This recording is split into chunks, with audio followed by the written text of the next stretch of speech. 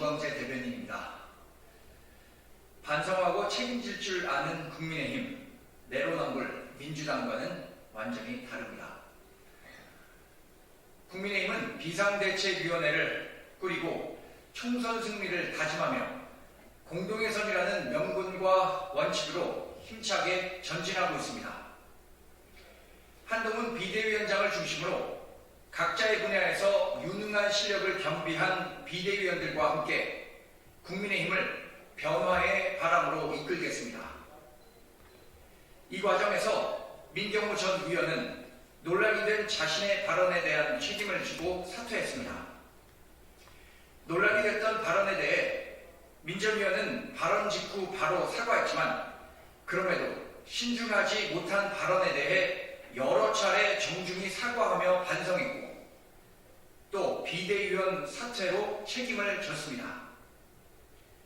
지금껏 특정 집단과 계층에 대한 숱한 비하 발언과 사회적 비난을 샀던 사안에 대해 반성은커녕 꼬리 자르기에만 급급했던 민주당과 국민의힘은 분명 다릅니다. 지금 민주당은 이재명 당대표의 사법 리스크와 전직 대표의 구속, 공천 잡음과 당내 갈등을 노출하며 국민의 비난을 사고 있습니다. 그러나 이런 당의 여러 문제는 외면하고 윤석열 정부와 국민에 대한 그러나 이런 당의 여러 문제는 외면하고 윤석열 정부와 국민의힘에 대한 무조건적 비판으로 팬덤 정치를 이어가고 있는 게 민주당의 현실입니다.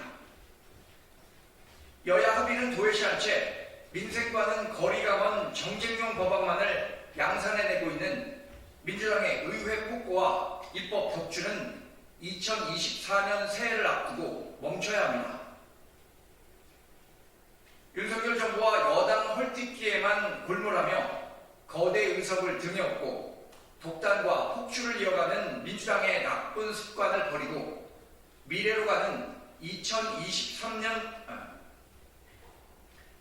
윤석열 정부와 여당 헐뜯기에만 골몰하며 거대 의석을 등에 업고 독단과 폭주를 이어가고 있는 민주당의 나쁜 습관을 버리고 미래로 가는 2024년 새해를 함께 맞이합시다. 국민의힘 비상대책위원회는 한동훈 위원장과 함께 선민 후사의 정신과 집권 여당의 무거운 책임감으로 국민만 보며 정진하겠습니다.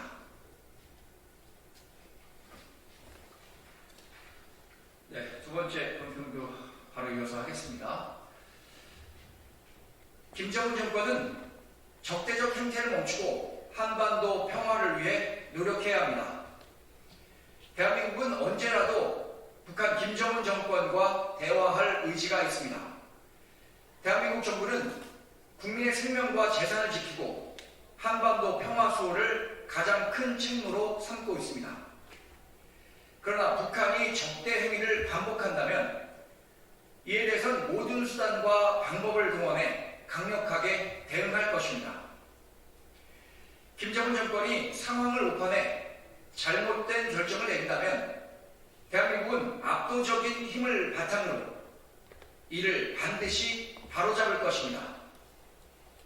한반도의 평화를 위협하는 그 어떠한 도발에도 절대 굴복하지 않겠습니다.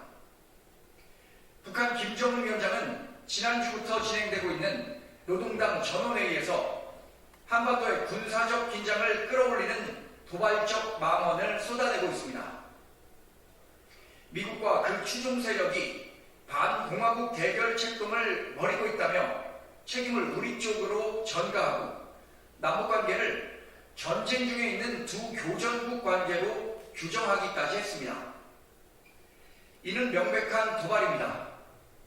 북한의 이러한 말폭탄이 향후 대한민국에 대해 도발을 감행하기 위한 명분사 기용이 아닌가 하는 우려를 거둘 수 없습니다.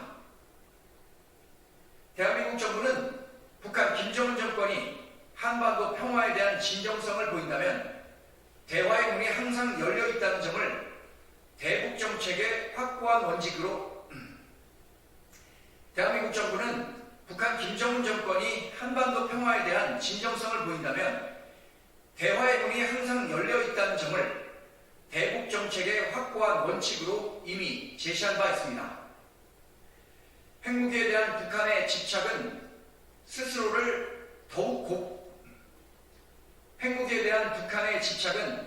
스스로를 더욱 깊은 고립의 수영 속으로 밀어넣고 있다는데, 핵무기에 대한 북한의 집착은 스스로를 더욱 깊은 고립의 구렁 속으로 밀어넣고 있다는 점을 깨달아야 합니다. 북한은 즉각 적대적 행위를 멈추고 한반도 평화 구축을 위한 길로 복귀해야 합니다. 브리핑 마치겠습니다. 고맙습니다.